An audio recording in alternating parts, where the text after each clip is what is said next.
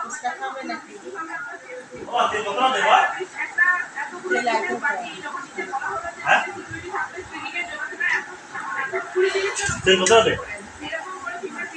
चार केजी 100।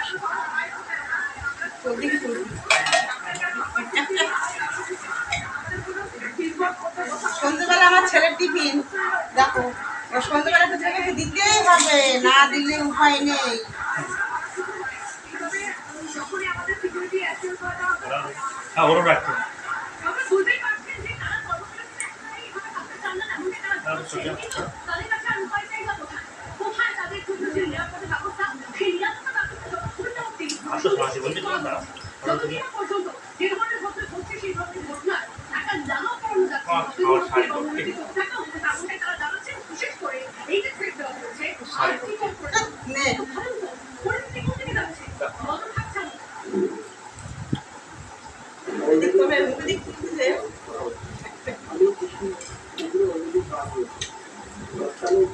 কেটে তোমরা ফুচকা খাবে শিখে চলে এসো, খেয়ে নাও, একটা খেয়ে নাও দেবো।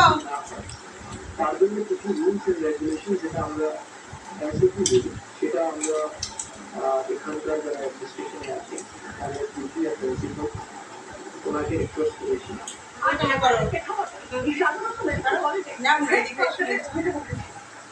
থেকে এই স্বাগত মেডিকেল কলেজ 9 কিলোমিটার দূরে, আর সেই মেডিকেল কলেজের ফের একটা খবরের শুনছি। কেন? কারণ সেখানে যে ঘটনা ঘটেছে সেই ঘটনা ফের একবার নিরাপত্তা নিয়ে প্রশ্ন তুলেছে। আপনি দেখেছেন দুর্নীতি চিকিৎসকরা তারা রাস্তায় লেগেছেন কেন?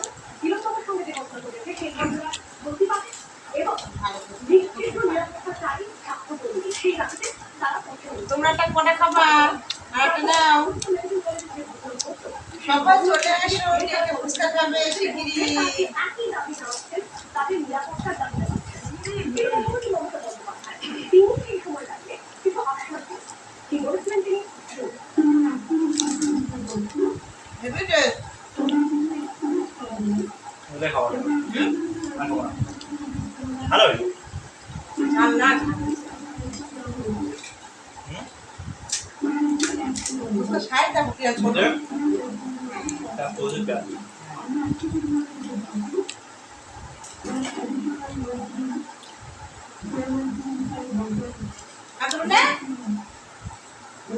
হয়ে গেল।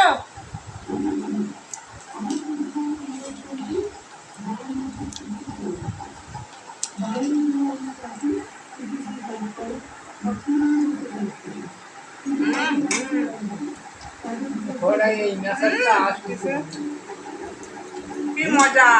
এই মেসেজটা আছে 1 মিনিট তো দেখাচ্ছে। এটা কি রে মানে মাছটা চলে গেছে টিভি দিয়ে একটা মেসেজ আছে আর 1 মিনিট তো থাকছে।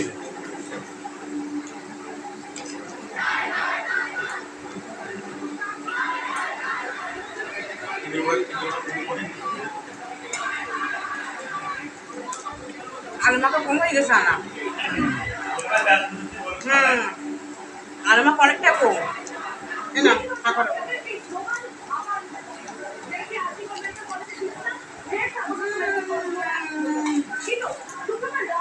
বন্ধুরা খাচ্ছে না, আমি একা খাচ্ছি। তোমাদেরকে সন্ধ্যেবেলা ভীষণ লোভ লাগছে দেখে, তাই না?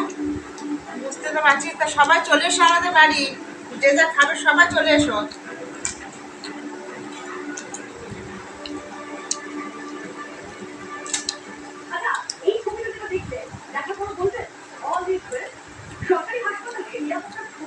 যতই বলো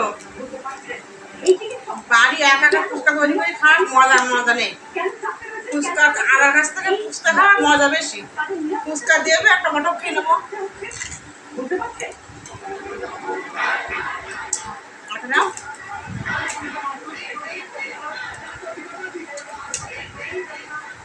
আচ্ছা, এই যে আমরা দেখলাম দীর্ঘদিন ধরে অবস্থা বিক্ষোভ হলো, তার কোনো প্রভাব এই ঘটনা তো প্রশ্ন তুলে দিচ্ছে নিরাপত্তা হিসেবে। তাই নিরাপত্তা বিষয় এবং ইনফ্রাস্ট্রাকচার রিলেটেড যে বিষয়গুলো নিয়ে আমরা কাজ করেছিলাম, শুধু আজ নয়, 2019 যদি পরিবার আন্দোলন দেখা যায় সেই তবে থেকেই আমাদের এই বিষয় নিয়ে আন্দোলন।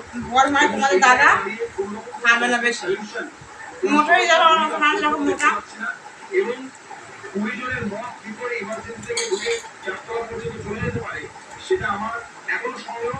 এবং প্রশাসন সেই বিষয়ে কি করছে বা কালকে আমরা